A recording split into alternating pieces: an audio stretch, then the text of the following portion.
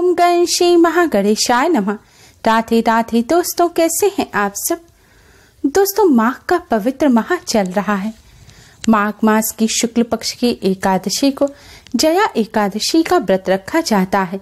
इस साल जया एकादशी का व्रत 22 फरवरी दिन शनिवार को रखा जाएगा। जया एकादशी के दिन भगवान लक्ष्मी नारायण का पूजन किया जाता है। जया एकादशी का व्रत करने और भगवान लक्ष्मी नारायण का इस दिन विधि विधान से पूजन करने पर व्यक्ति को भूत प्रेत पिशाच आदि की योनि से मुक्ति मिलती है। सुखमय जीवन व्यतीत कर अंत में भगवान श्री विष्णु की कृपा से मोक्ष की प्राप्ति होती है और कष्टों से छुटकारा मिलता है। शास्त्रों के अनुसार जो भक्त जया एकादशी का व्रत करते हैं उनके जाने अनजाने में किए गए सभी पाप नष्ट हो जाते हैं। ब्रह्म हत्या जैसे महापाप से भी मुक्ति मिल जाती है। जया एकादशी की कथा के अनुसार इंद्रलोक की अप्सरा को शाप के कारण पिशाच के योनि में जन्म लेना पड़ा था। जब उन्होंने जया एकादशी का व्रत किया तो उन्हें इस योनि से मुक्ति मिल गई और फिर से इंद्रलोक में स्थान प्राप्त हुआ। जया एकादशी के दिन भगवान लक्ष्मी नारायण की कृपा जिसे प्राप्त हो जाती है उसके घर में सुख समृद्धि का सदैव के लिए वास हो जाता है और दुख दरिद्रता का नाश होता है। दोस्तों, इस बार जया एकादशी का व्रत 12 फरवरी दिन शनिवार को रखा जाएगा और व्रत का पारण 13 फरवरी को किया जाएगा। व्रत पारण करने का शुभ मुहूर्त है 13 फरवरी की सुबह 7:01 से सुबह 9:15 तक। एकादशी व्रत का पारण द्वादशी तिथि समाप्त होने से पहले अवश्य ही कर लेना चाहिए, तभी व्रत का पूर्ण फल प्राप्त होता है। और इस बार द्वादशी तिथि 13 फरवरी की शाम 6:42 पर समाप्त होगी। इसलिए अगर आप शुभ मुहूर्त में पारण ना कर सके तो शाम 6:42 से पहले अवश्य ही कर लें। इस दिन भगवान विष्णु माँ लक्ष्मी जी की कृपा प्राप्त करने के लिए गौ माता की सेवा अवश्य करनी चाहिए। मान्यताओं के अनुसार इस दिन गौ माता की सेवा करने से घर में सुख समृद्धि आती है और जीवन में खुशहाली आती है।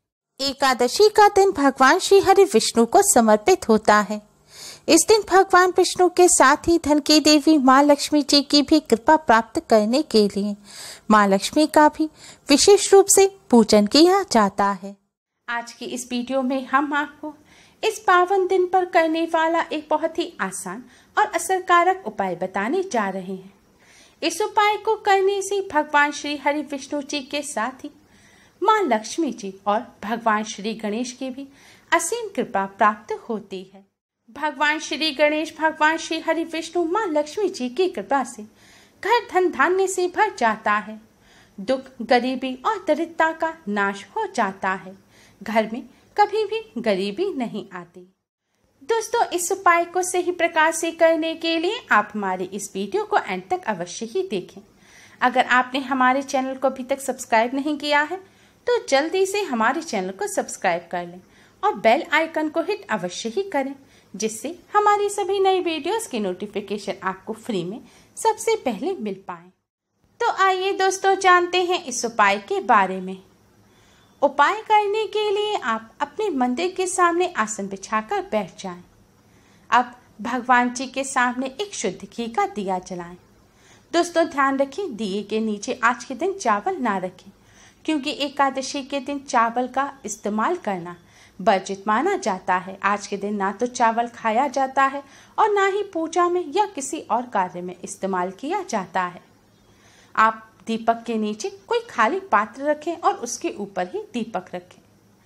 दीपक के साथ एक सुगंधित धूप बत्ती अवश्य ही जलाएं, क्योंकि धूप बत्ती की सुगंध से वातावरण पवित्र और सकारात्मक हो जाता है। इससे पूजा में अधिक मन लगता है। धूप बत्ती जलाने के बाद अब आप भगवान श्री गणेश, भगवान श्री हरि विष्णु और माँ लक्ष्मी जी को हल्दी और कुमकुम से तिलक करें। तिलक करने के पश्चात आप एक पात्र में शुद्ध घी और थोड़ा सा गुड़ रखें। गुड़ ना हो तो थोड़ी सी शक्कर या मिश्री रखें। अब इस गुड़ और शक्कर का आप भगवान श्री गणेश, भगवान श्री हरि विष्णु और माँ लक्ष्मी जी को भोग लगाएं। दोस्तों, गुड़ और घी भगवान श्री गणेश को अति प्रिय है। गुड़ घी का भगवान श्री गणेश को भोग लगाने से भगवान श्री गणेश शीघ्र ही प्रसन्न हो जाते हैं और घी की सुगंध माँ लक्ष्मी को भी अति प्रिय है। माँ लक्ष्मी को घी का भोग लगाने से माँ लक्ष्मी की कृपा प्राप्त होती है। एक अलग पात्र में आप तुलसी का पत्ता रखें। शास्त्रों में बताया गया है बिना तुलसी जी के भगवान श्री हरि विष्णु भोग को स्वीकार नहीं करते। लेकिन ध्यान रखें, एकादशी के दिन तुलसी का पत्ता ना तोड़ें। तुलसी जी के पास अपने आप जो टूट का पत्ता गिर गया है, या तो आप उसे ले लें या एक दिन पहले तोड़कर रख लें, या पहले भगवान जी की पूजा में इस्तेमाल किए गए तुलसी के पत्ते को आप धोकर द्वारा से भगवान जी को अर्पित कर सकते हैं, क्योंकि तुलसी का पत्ता कभी भी बासी नहीं माना जाता। भोग लगाने के बाद आप भगवान श्री गणेश जी के इस मंत्र का 11 बार जाप करें। मंत्र इस प्रकार है, ओम गण गणपते नमः, ओम गण गणपते नमः। गणेश जी के मंत्र का जाप करने के बाद आप भगवान श्री हरि विष्णु जी के 12 मंत्र ओम नमो भगवते वासुदेवाय का 108 बार जाप करें। मंत्र है ओम नमो भगवते वासुदेवाय। इस मंत्र का जाप करने के बाद अब आप माँ लक्ष्मी जी के इस मंत्र का 108 बार जाप करें। मंत्र इस प्रकार है, ओम महालक्ष्मी नमः, ओम महालक्ष्मी नमः। दोस्तों, मंत्र का जाप करते समय आपको अगर कठिनाई महसूस होती है तो आप पहले भगवान श्री गणेश की आरती करें, फिर माँ लक्ष्मी जी की आरती करें और अंत में भगवान श्री हरि विष्णु की आरती करें। इस तरह पूजन करने के बाद आप भगवान जी को प्रणाम करें और आपकी जो भी समस्या है वह सभी भगवान जी से कहें और अपनी सभी समस्या और कष्टों को दूर करने की प्रार्थना करें। धन संबंधी समस्याओं को दूर करने की प्रार्थना करें। प्रार्थना करने के बाद आप शुद्ध जल से मढ़े हुए आटे से एक साफ रोटी बनाएं। अब इस रोटी को आप एक प्लेट में रख लें। फिर इस रोटी को आप मंदिर में रखें और भगवान जी को जो आपने घी का भोग लगाया है उस घी को आप रोटी पर लगा दें। जो शक्कर है उसे आप रोटी के ऊपर डाल दें और तुलसी का पत्ता भी आप रोटी पर रख लें। अब आप भगवान श्री गणेश, भगवान विष्णु, माँ लक्ष्मी जी को प्रणाम करें और इस रोटी को अपने मस्तक से लगाएं। इसके बाद आप इस रोटी को ले जाकर गौ माता को खिला दें। रोटी खिलाने से पहले आप भगवान श्री गणेश, भगवान विष्णु, माँ लक्ष्मी जी को प्रणाम करें और समस्त देवी देवताओं को प्रणाम करें और उनसे भोग स्वीकार करने की प्रार्थना करें। शास्त्रों में बताया गया है कि गौ माता में 33 कोटि देवी देवताओं का वास होता है। गौ माता में ब्रह्मा, विष्णु, महेश देवताओं का भी वास होता है। भगवान श्री गणेश को प्रसन्न करने के लिए भी गौ माता की सेवा करनी चाहिए और माना जाता है कि जो व्यक्ति गौ माता की सेवा करता है उस पर माँ लक्ष्मी की असीम कृपा होती है।